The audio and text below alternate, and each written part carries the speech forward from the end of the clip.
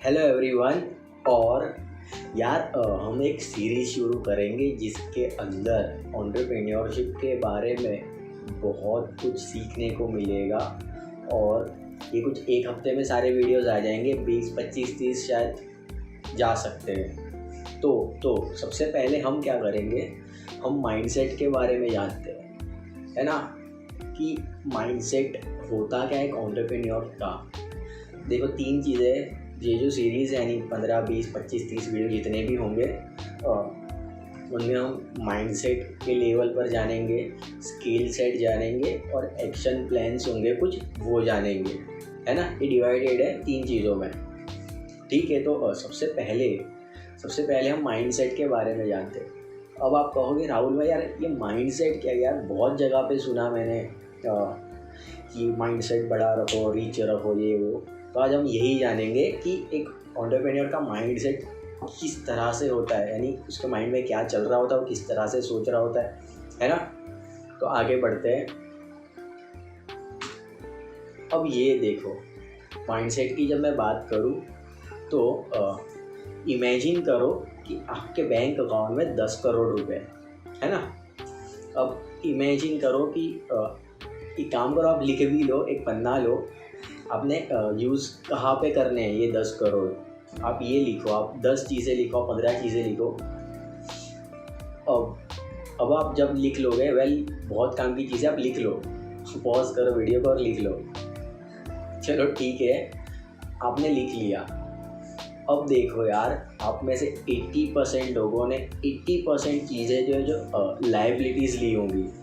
आप में से बहुत कम लोग होंगे, 20% से भी कम, जिन्होंने इन्वेस्टमेंट के बारे में सोचा होगा कि हम स्टॉक में इन्वेस्ट कर सकते हैं, हम कई बिजनेस में इन्वेस्ट कर सकते हैं, हम आपको जो प्रेफर लगे, यानी कोई फिर कहेगा बिटकॉइन कहेगा, क्रिप्टो कहेगा। तो ये है माइंडसेट की जो मैं बात कर रहा हूँ कि देखो इमेजिन किया आपने, आपके 8 करोड़ तो मानो चले ही गए। आपने देखा होगा कि यार एक बंगला तो चाहिए होगा, अब 10 करोड़ है तो, है ना। अब उसके बाद आपने 2-2.5 करोड़ वहाँ पे उड़ा दिए। अब उसके बाद आपने सोचा बंगला है, एक विला है, यार एक कार तो चाहिए होगी, एक मर्सिडीज़ ले आए आप 50 लाख की, 70 लाख की, 1 करोड़ की, वैसा। और भी आपने कुछ चीज़ें और इन्वेस्टमेंट बहुत कम करी होगी। मैं सबकी बात नहीं कर रहा, बहुत कम लोगों ने, यानी मतलब आप में से हो सकता है कि बहुत लोगों ने यानी अपनी इन्वेस्टमेंट प्लान कर रखी होगी, है ना, कि मैं 10 करोड़ का 100 करोड़ कैसे करूँगा। तो ये चीज़ है। आपने देखा होगा कि केबीसी लोग जा रहे हैं, यानी कौन बनेगा करोड़पति में, तो वहाँ पे एक टीचर थे शायद, वो जीत करके आए थे करोड़ों, बट यार कुछ साल में देखा तो वापस इन नॉर्मल टीचिंग की जॉब में पूरा पैसा उड़ा दिया, खो दिया। तो होता है। तो माइंडसेट की बहुत ज़रूरत है। अब हम आगे बढ़ते हैं। अब देखो माइंडसेट के बारे में बताते हुए, यानी एक बिजनेसमैन का जो माइंडसेट है और एक नॉर्मल इंसान का, मैं अभी वो डिफरेंशिएट कर देता हूँ।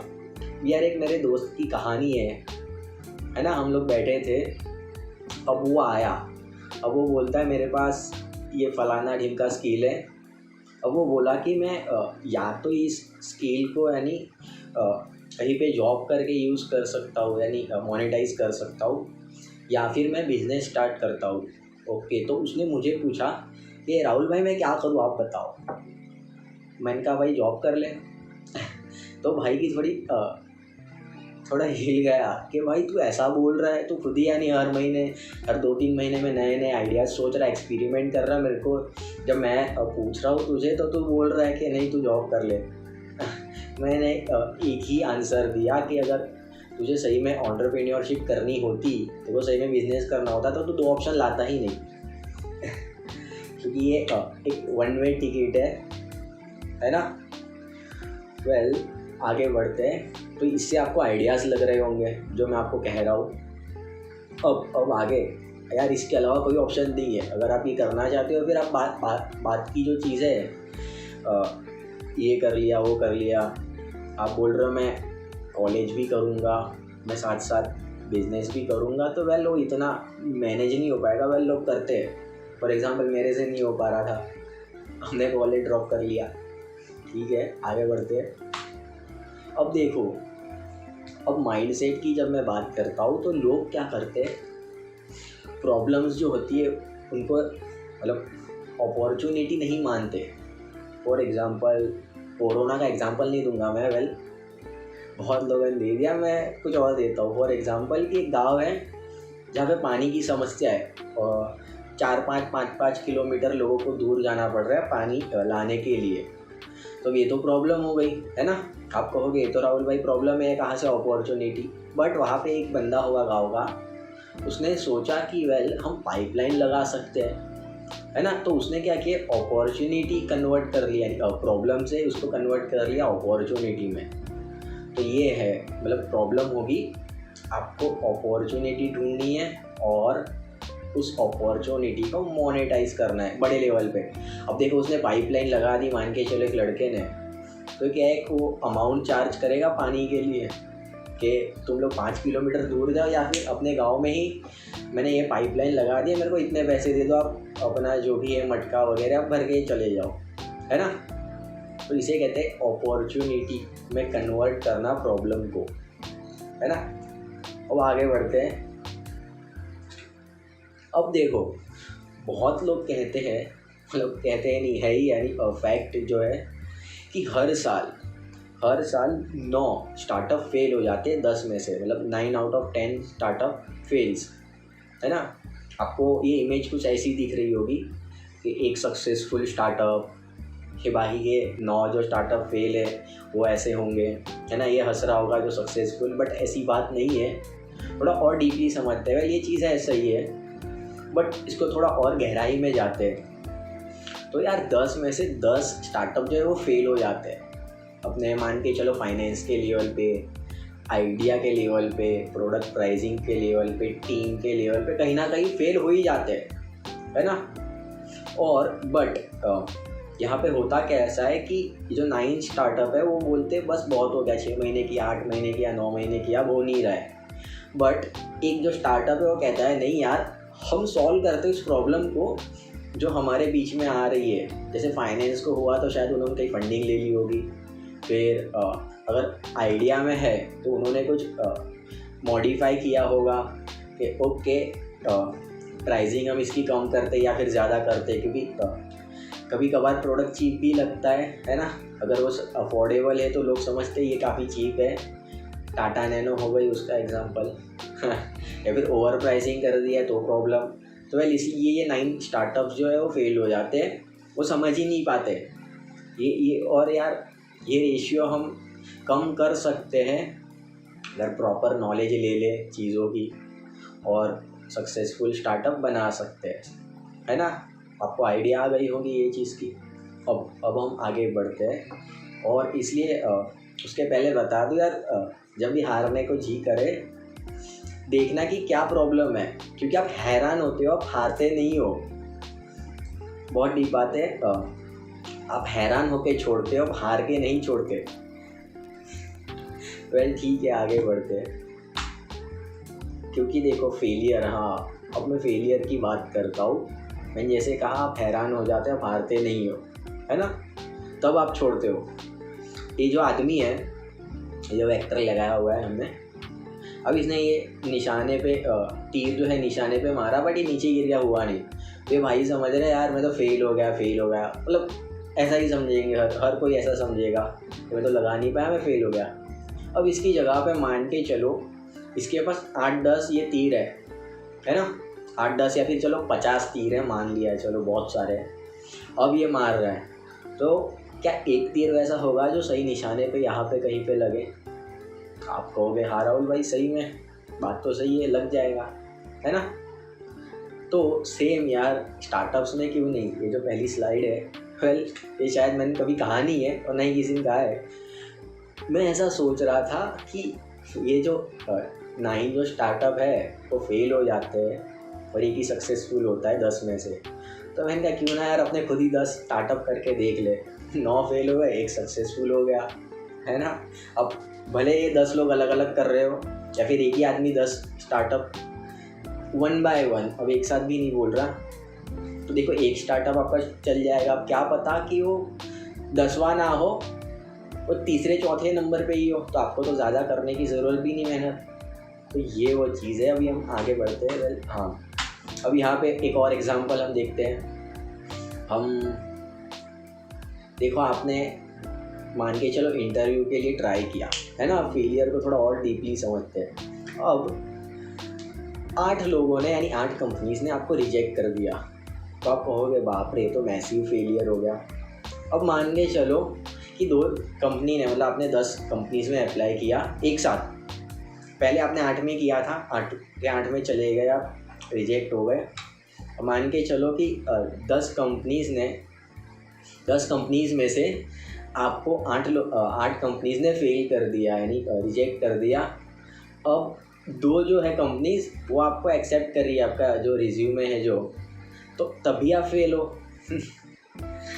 तब आपको नहीं आएगा उतना यानी फेलियर का जो है, क्योंकि फेलियर तब होगा जब आप सब में यानी फेल हो गए। तो मान के चलो 2 में है तो आप देखोगे भी नहीं यार, वो 8 जब जो 8 कंपनीज ने आपको रिजेक्ट कर दिया, आप देखोगे भी नहीं उन्होंने क्या रीज़न दिया, क्या है, 2 ने एक्सेप्ट कर लिया, ओके सेम। वेल आगे बढ़ते हैं। एक एग्जांपल देने वाला था मैं इनका।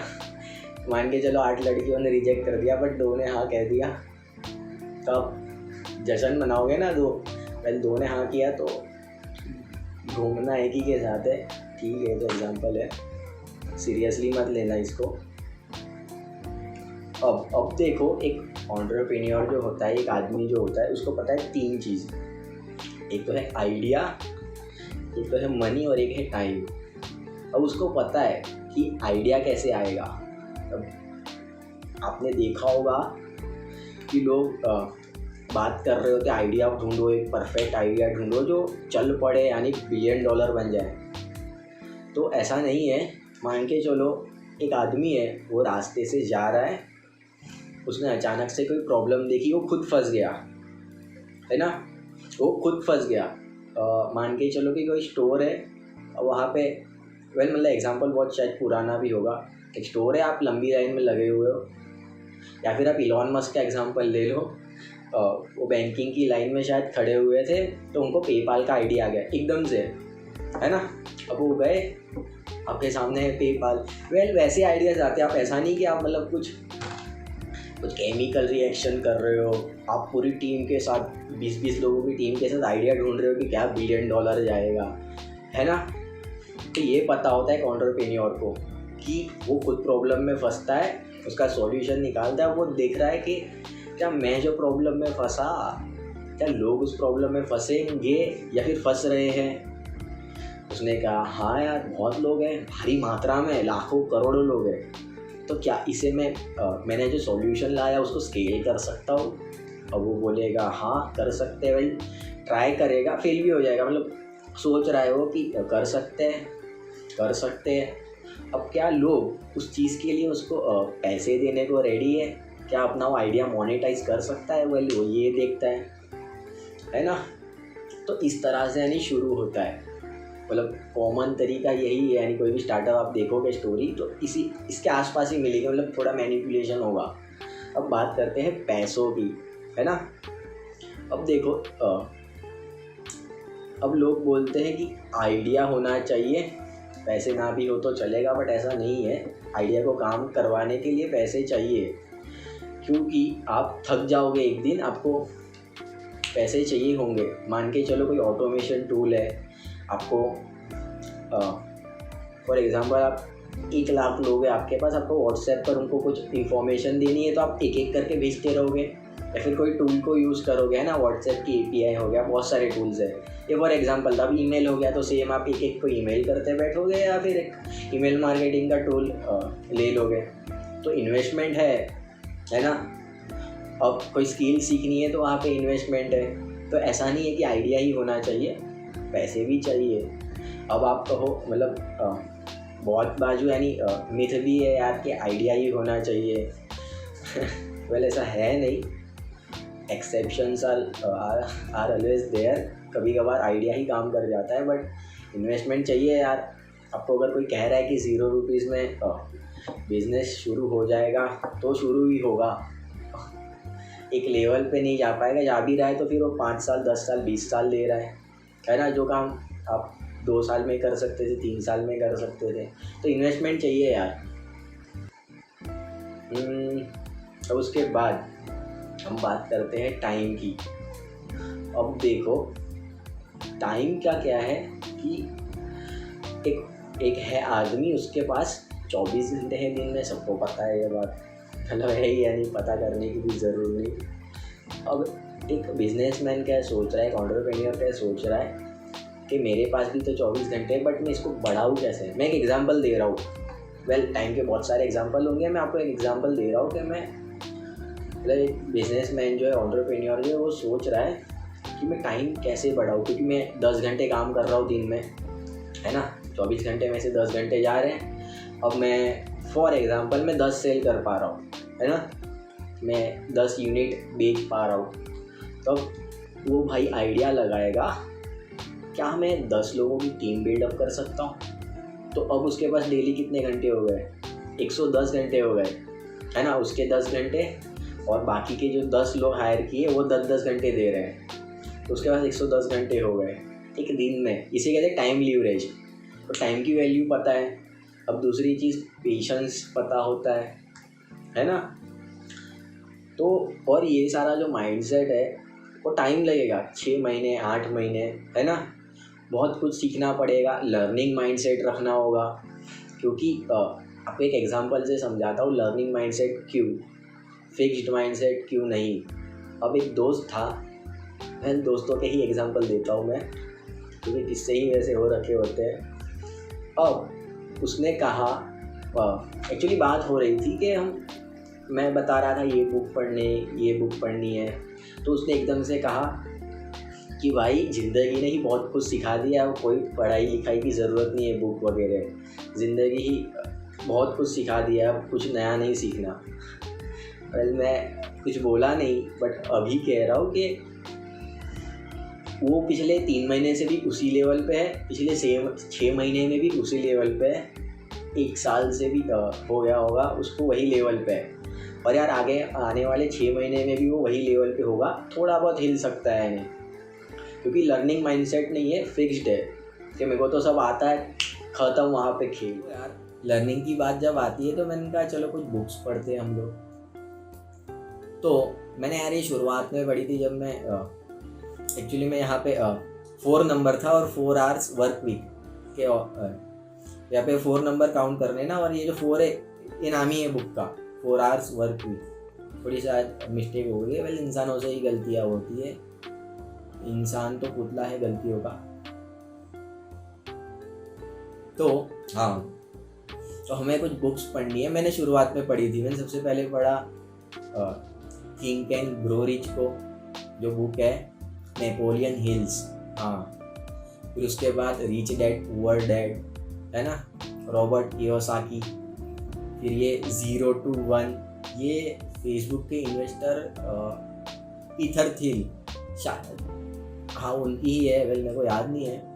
अब उसके बाद ये चौथे नंबर पे ये 4 आवर्स वर्क वीक, ये ऑथर इनके टिम फेरी से शायद। और ये कांट हर्ट मी, ये डेविड गॉगिन्स के ऊपर है, उनके ऑथर का नाम मेरे को याद नहीं है। वेल ठीक है, मैं ये जो बुक मेंशन किए हुए ये अलग अलग चीज़ों पे है। अब देखो पहली जो है वो थोड़े आपको सपने दिखाना चालू करेगी कि भाई सोचना कैसे है, सपने कैसे देखने हैं, है ना, उन्हें अचीव कैसे करना है। अब उसके बाद रिच डैड पुअर डैड, वो आपको सिखाएगी कि इन्वेस्टमेंट क्या होती है, लायबिलिटी क्या होती है ना, पैसों को कहाँ पे यानी इन्वेस्ट करने से बढ़ेगा, कहाँ पे आप अगर इन्वेस्ट कर रहे हो तो इन्वेस्टमेंट नहीं है, वो लायबिलिटी है, आप इन्वेस्टमेंट समझ रहे हो उसको। तो ऐसी बहुत सारी चीज़ें बताई, कुछ ग्राफ्स बताए हुए हैं।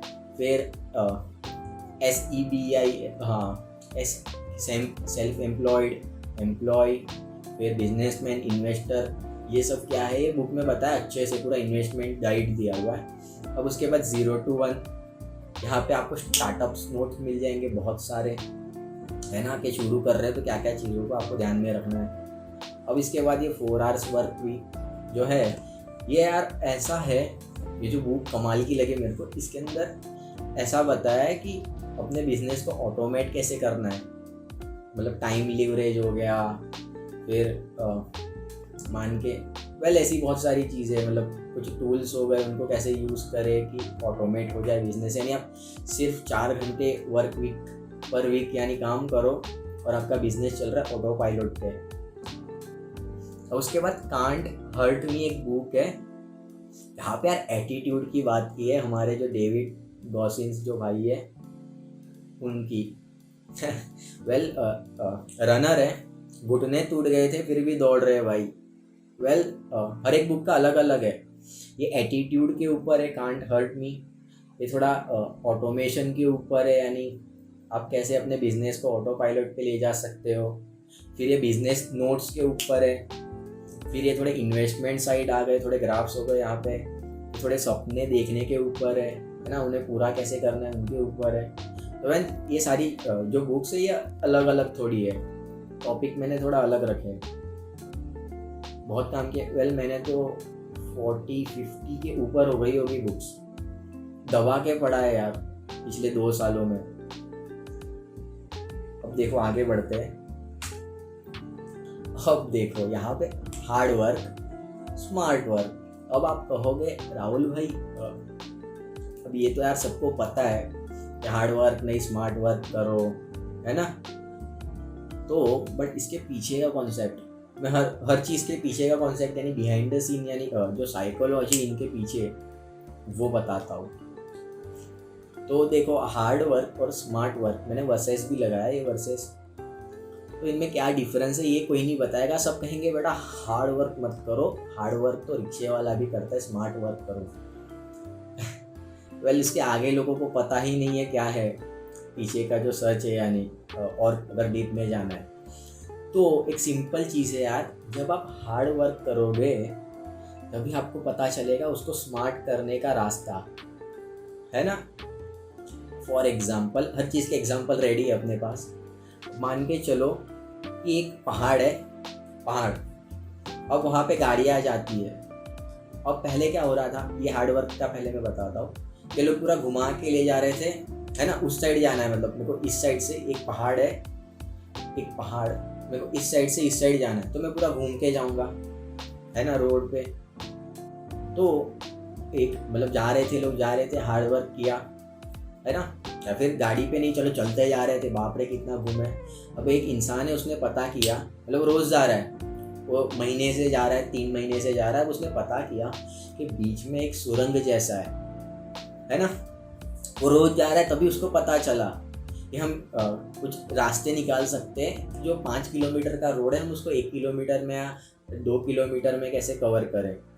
तो उसने वो फाइंड किया। अब तो क्या वो स्मार्ट वर्क हुआ, है ना, बट उसको करने के लिए पहले उसको हार्ड वर्क करना पड़ा, तभी तो उसको पता चला।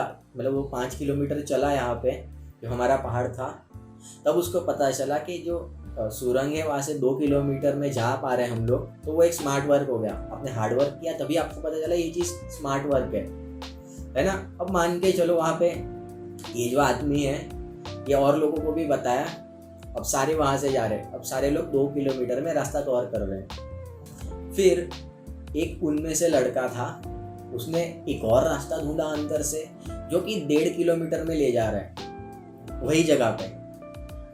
तो क्या उस लड़के ने स्मार्ट वर्क किया ढूंढ करके, अब वो वहाँ से जा रहे हैं, है ना। तो क्या ये जो स्मार्ट वर्क किया है दूसरे लड़के ने जिसने 1.5 किलोमीटर का रास्ता ढूंढा, क्या उसको हार्ड वर्क लगेगा वो 2 किलोमीटर वाला, क्या उसको हार्ड वर्क लगेगा वो 5 किलोमीटर वाला, है ना। तो ये कॉन्सेप्ट वैसा है कि जब हार्ड वर्क, अब जिसने पहले जो 5 किलोमीटर वाला था वो 2 किलोमीटर जो चल रहा था यानी आसान रास्ता उसने ढूंढा, उसके लिए तो वही स्मार्ट वर्क था। जो दूसरा लड़का उसके लिए वो हार्ड वर्क था 2 किलोमीटर, क्योंकि उसने 1.5 किलोमीटर वाला रोड निकाला। तो कॉन्सेप्ट सिंपल है यार, आप जब हार्ड वर्क करोगे उसके बाद ही आपको यानी फ्लो में आओगे और आपको स्मार्ट वर्क का रास्ते निकल आएंगे। वेल यही कॉन्सेप्ट है। तो आज से अगर कोई आपको कह रहा है बेटा हार्ड वर्क नहीं स्मार्ट वर्क करो, तो उसको बताओ यार कि राहुल भाई ने ऐसा कहा कि हार्ड वर्क ज़रूरी है। मान के चलो, दूसरा एग्जांपल देता हूँ कि आप ईमेल कर रहे थे, मेल किया, आपको फील हुआ कि ऐसा कोई टूल होना चाहिए कि एक ही झटके में, एक ही क्लिक में सबको मेल चले जाए, 1000, 2000, 1 लाख। तो आपने ऐसी कोई चीज़ बना दी, कोई सॉफ्टवेयर बना दिया, तो इसे कहते हैं स्मार्ट वर्क, है ना। या फिर आपने ढूंढा, यानी बेसिकली डिस्कवर भी कर लिया कि अच्छा ऐसा कोई टूल होता है, तो आपने स्मार्ट वर्क कर लिया। चलो भैया हम आगे बढ़ते हैं। अब देखो, मैं कंपाउंड इफेक्ट के बारे में बताता रहता हूँ। मतलब मेरे को जो चीज़ पसंद है वो कंपाउंड इफेक्ट। अब ये यूज़ होती है स्टॉक मार्केट में, है ना। आपने स्टॉक मार्केट का कोई वीडियो देखा होगा, वहाँ पे जो SIP वगैरह, वहाँ पे ये चीज़ें यूज़ होती है। आप ऐसा कहोगे, बट ऐसा नहीं है। ये हर एक जगह पे काम करता है, आपकी लर्निंग्स में, आपकी रिलेशनशिप में, फिर बिजनेस में, आपकी टीम में, हर एक जगह पे। अब हम स्किल्स का एग्जांपल लेते हैं। मान के चलो आपको वीडियो एडिटिंग आती है। अब आपको क्या करना है कि डेली 1% उसको जस्ट इम्प्रूव करना है ना। मतलब 100 है तो 101 कर दिया अगले दिन, वैसा आपको रोज़ करना है। तो 365 जो दिन है उसके अंदर आपकी जो स्किल्स का लेवल होगा वो 38 टाइम्स होगा। मान के चलो आपको एक आता था, मतलब on a scale of 1 to 100 आपको एक आता था, यानी तो अभी आपको 38 पे आ गए एक ही साल में। अब जब आप और इसको अगले साल करोगे एक, तो आप 2-3 सालों में तो आप 100 के ऊपर चले जाओगे, 100 वाले पॉइंट पे आ जाओगे। तो ये कंपाउंडिंग की पावर है, मैं हमेशा बताता रहता हूँ। और कंपाउंड इफेक्ट यार, आगे बढ़ते हैं। अब बात करते हैं सक्सेसफुल जो एंटरप्रेन्योर्स है वो कैसे सोचते हैं। तो मैं आपको एक एग्जांपल से समझाता हूँ। मतलब कैसे सोचते हैं मैं उनके ब्रेन के अंदर जा करके तो नहीं बता सकता, बट कुछ एग्जांपल्स। फॉर एग्जांपल मान के चलो कि आइडिया सब सोच रहे हैं, है ना, बिजनेस आइडिया है। अब सबने ट्राई किया, अब सब फेल हो गए 6 महीने में, 8 महीने में, 9 महीने में, 1 साल में। अब ये जो सक्सेसफुल एंटरप्रेन्योर है ये भी फेल हो जाता है, सक्सेसफुल कहलाता ही नहीं फिर अगर वो नया स्टार्टअप कर नहीं रहा और ग्रो नहीं हुआ तो ये भाई ने कहा कि मैं देखता हूँ हमारे आइडिया में क्या दिक्कत है, क्या मैं इसकी प्राइसिंग को थोड़ा मैनिपुलेट करके देख सकता हूँ, क्या मैं ऑफर लगा सकता हूँ, है ना, क्या मैं लोगों की जो साइकोलॉजी है उसको समझ करके फिर अपना प्रोडक्ट निकालूँ। फॉर एग्जांपल आपने प्रोडक्ट बनाया, आपने मैन्युफैक्चरिंग यूनिट डाला, आपने लाखों प्रोडक्ट बना दिया, मान के चलो कोई पाउच बना दिया, है ना, फिर पता चला यार तो चला ही नहीं। तो इससे बेहतर कि मान के चलो एक सक्सेसफुल एंटरप्रेन्योर है, मतलब है नहीं अभी, उस राह पे है। उसने कहा मैं प्रोडक्ट बनाने से पहले मैं पता करता हूँ कि ये जो मेरा प्रोडक्ट है, इसकी जो आइडिया है क्या वो डिमांड में आने वाली है। तो उसने क्या कहा कि हम एक सर्वे लेते 1000 लोगों का कि किस प्राइसिंग में होना चाहिए, कैसा इस प्रोडक्ट जो है इसका टेस्ट होना चाहिए, है ना, इसके फ़ायदे क्या है। तो उसने 1000 लोगों का सर्वे लिया, फिर पता किया अच्छा मुझे इसकी प्राइसिंग ये रखनी चाहिए थी, फिर जो इसका टेस्ट है मेरे को ऐसा रखना है, इसकी जो साइज़ है मतलब इसका जो वेट है मेरे को ऐसा रखना है, इसका जो कलर है, कलर भी बहुत इम्पोर्टेंट है, साइकोलॉजी वही, वो कैसा रखना है मेरे को, इसको किस तरह से पोजीशनिंग करना है, ये इस हिसाब से यानी फिर वो सोचते हैं। एक एग्जांपल था सर्वे का, वैसे बहुत एग्जांपल है, फिर आगे बढ़ते हैं। अब आखिरी यार बट नॉट द लिस्ट, तो सबसे बड़ी बात, अपनी फील्ड के एक्सपर्ट बन जाओ। मतलब पता है आपने देखा होगा कि आप कोई प्रॉब्लम में फंसे और आपके दोस्त ने कहा कि तुम्हें किसी एक्सपर्ट की सलाह लेनी होगी, है ना, और आपने टीवी में, सीरियल्स में, मूवीज में बहुत जगह सुना होगा। तो क्या आप अपनी फील्ड के एक्सपर्ट नहीं बन सकते कि ताकि कोई 2 दोस्त बात कर रहे होंगे कि तुम्हें किसी एक्सपर्ट के पास जाना है और एक्सपर्ट है ये हमारे ये भाई, फॉर एग्जांपल मैंने यार वीडियो एडिटिंग और एनिमेशन में एक्सपर्टाइज कर ली है। वेल ऐसा नहीं कहूँगा, बहुत सीख ही रहा हूँ मैं, रोज़ सीख रहा हूँ। मैं आज भी देख रहा था कि मार्केट में कोई क्या नया कोर्स है, मेरे को कुछ नई स्किल सिखा दे, कुछ एडवांस लेवल की। वेल सीखते तो रहना चाहिए, बट वैसा कि मान के चलो मेरी सिटी में मैं एक्सपर्ट हो गया है ना, उस राह पे ही। वेल तो अब पूरी सिटी में मान के चलो कि कोई बोल रहा है कि आपको अच्छा एनिमेशन बनाना है अपने प्रोडक्ट के लिए, या फिर कुछ मार्केटिंग रिलेटेड चीज़ हो गई, तो वेल वो याद करेंगे कि किसी एक्सपर्ट के पास जाना है। तो इस चीज़ में एक्सपर्ट कौन है? राहुल भाई, तो उनके पास जाना है। वेल एग्जांपल था, खुद की तारीफ भी हो गई थोड़ी बहुत। वेल ठीक है, करते रहो। तो देखो इससे क्या होगा, मान के चलो मैं यहाँ पे फील्ड की बात ही नहीं कर रहा। अब मान के चलो इंटीरियर डिज़ाइनिंग में हो, आप एनिमेशन में हो, आप डिजिटल मार्केटिंग में हो, आप कोई कंसल्टेंसी बिजनेस है आपका, तो एक्सपर्ट बन जाओ। मान के चलो आप लोन भी प्रोवाइड करते हो, तो बहुत सारी चीज़ें होगी। फील्ड कोई भी हो, आपको उस फील्ड के 2% में आना है, 3% मतलब 5% में तो आ ही जाना है टॉप के। तो मान के चलो 10 लोग हैं, मैं इसको भी एग्जांपल के साथ एक्सप्लेन करता हूँ। तो ऊपर के जो 2 लोग हैं, मतलब एक ही फील्ड के, तो ऊपर के जो 2 लोग हैं वो उतना ही पैसा कमा रहे होंगे जितने टोटल में 8 लोग कमा रहे हैं। मतलब मान के चलो 10 लोग हैं, जो हमारे 10 लोग हैं, जो 2 लोग हैं, मान के चलो वो लोग 2 लाख रुपए कमा रहे हैं मंथली, कैलकुलेट कर रहे हैं फिर पर डे। तो बाकी के जो 8 लोग हैं वो भी टोटल 2 लाख कमा रहे होंगे टोटल में, यानी उनमें डिवाइड हो रहे हो बाकी सब। और जो ऊपर के 2 जो लोग हैं उनका टोटल 2 लाख हो रहा है पर डे। बाकी के जो 8 लोग हैं उनका टोटल हो रहा है 2 लाख पर डे। अब वो डिवीज़न तो इस तरह से यानी ये काम करता है। वेल तो फील्ड के एक्सपर्ट बनो। और मैंने आपको बहुत कुछ चीज़ें बताई, एंटरप्रेन्योर का माइंडसेट बता दिया खोल करके पूरा। देखो जैसे आप एक्सपर्ट बनोगे, पीछे वाले जो लोग हैं आप एक कॉम्पिटिटर कह लो। वेल कॉम्पिटिशन करने की कोई ज़रूरत नहीं है, तो वैसे भी वो लोग ब्लर हो जाएंगे आप एक्सपर्ट बनोगे तो काफ़ी मज़ा आया यार इस वीडियो में, काफ़ी लंबा हो गया। और इस वीडियो को हम यही ख़त्म करते हैं क्योंकि काफ़ी बड़ा हो गया है। वेल और आगे बहुत सारे वीडियोज़ आने वाले है ना, 15, 20, 25 पूरी सीरीज़ आने वाली है इस महीने में। वेल तो अभी हम लोग मिलते हैं अगले वीडियो में। बाय।